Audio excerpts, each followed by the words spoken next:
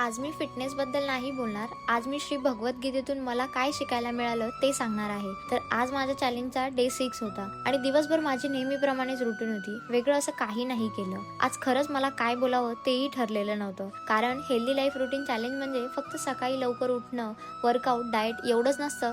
तर खरं सांगायचं हा चॅलेंज जास्त करून मनाचा असतो. आज गीता वाचताना असं वाटलं की हे शब्द थेट माझ्याशीच बोलतायत. आयुष्यात कितीही मोठे युद्ध असोत, कितीही शक्तिशाली लोक असोत, पण खरा योद्धा तोच असतो जो आपले कर्तव्य सोडत नाही. गीता सांगते की जे लोक स्वतःसाठी त्याग करायला तयार असतात, जे अडचणी असूनही मागे हटत नाही, तेच खरे स्ट्रॉंग असतात. आणि मला इथे एक गोष्ट खूप पटली. सगळ्यांकडे शस्त्र असतातच असं नाही, पण ज्यांच्याकडे संयम, श्रद्धा आणि सातत्य असतं ते आयुष्याच्या कुठल्याही युद्धात जिंकतात. माझ्या हेल्दी लाईफ रुटीन चॅलेंजशी हे खूप रिलेट होतं. कारण रोज मोटिवेशन असतंच असं नाही. कधी बॉडी थकलेली असते, कधी मन अजून जास्त थकलेलं असतं.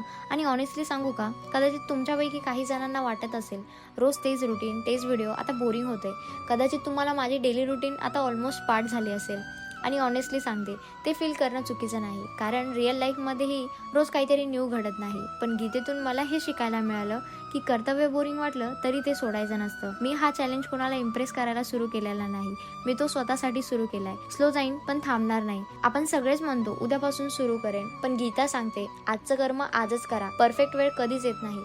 मोटिवेशन आधी येत नाही, ऍक्शन घेतल्यावरच मोटिवेशन तयार होतं. मी आजही शिकते, आजही फॉलो होते, पण मी आजही उठते. आणि तेच माझं खरं सक्सेस आहे. तुम्हाला काय वाटतं मला कॉमेंटमध्ये नक्की सांगा. व्हिडिओ आवडला असेल तर फॉलो पण करा. Bye bye. I will see you in my next day.